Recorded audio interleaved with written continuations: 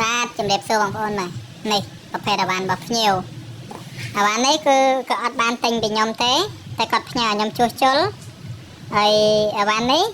ពីមុនគាត់ថាប្រភេទស្នាប់ជ័រប្រភេទតាខ្លីប្រវែងនេះទេបាទតែឥឡូវនេះគឺគាត់ដូរដាក់ស្នាប់ឈើនេះគឺគាត់ទិញពីខ្ញុំដែរមករៀងថ្លៃដែរបើវាក្បោក្បាច់ច្រើនណាគាត់ថាវាទូចស្រាលស្នាប់ឈើនេះហ៎អានេះទៅគេធ្វើប្រភេទជាកំភ្លើងខ្យល់តែធ្វើជាប្រភេទកំភ្លើងខ្លីតែអានេះគឺខ្ញុំអត់មានលក់ទេណាខ្ញុំបញ្ជាក់គឺអត់មានលក់ទេហើយនេះអានេះគឺគេដោះ silencer មកវិញនេះនិយាយរួមអានេះគឺតែប្រវែងហ្នឹងទេបាទប្រវែងហ្នឹងទៅមុខនេះឃើញអត់អ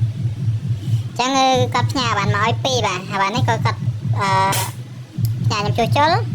ហើយបាននេះគឺគាត់ផ្ញើខ្ញុំជួសជុលដែរវាបាញ់ដបងខ្លាំងគេទៅខ្សោយអញ្ចឹងអត់បញ្ហាទេយកមកដូររស័រចេញមួយដូរកន្លៅខាងក្នុងឲ្យមួយគឺអែមវិញបាទចឹងបងប្អូនចេះឆ្ងល់ថាបងអើយទិញអវ៉ាន់ទៅពីបងទៅខូចទៅជួសជុលឲ្យអត់គឺបងមិនបាច់ព្រួយទេឲ្យតែលុយដល់បាទជាស្រ័យបាទហ្នឹងហើយអវ៉ាន់នេះខ្ញុំជួសជុលឲ្យគាត់ហើយរួចដំណើរការល្អចឹងដូចខ្ញុំនិយាយចឹងបងប្អូនថាខ្លាចទិញអវ៉ាន់ឲ្យខូចបាក់ធ្វើអត់កើតចឹងគឺមកមើលនេះមកនេះប្រឡងគឺយើងធ្វើសម្រាប់មូល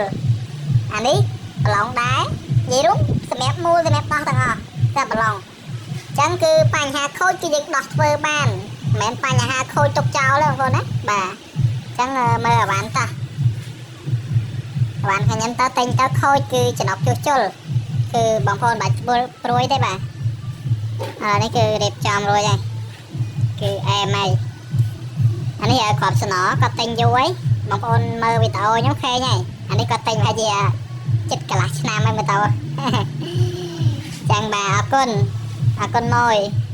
មួយស្រួលហ្នឹងហើយបងចឹងចំពោះអាវ៉ាន់ដែលខ្ញុំផ្ញើចេញគឺវាមានប៉ុណ្ណេះណា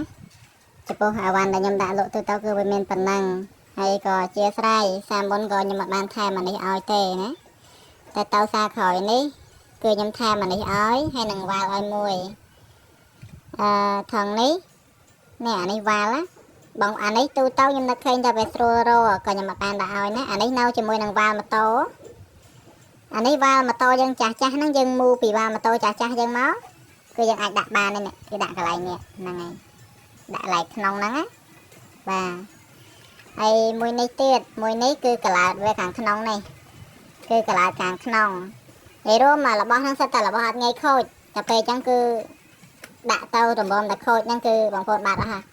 ចឹងរបស់ពីរហ្នឹងគឺខ្ញុំដាក់នៅក្នុងប្រអប់ជាមួយនឹងខំបៃលីណាបាទ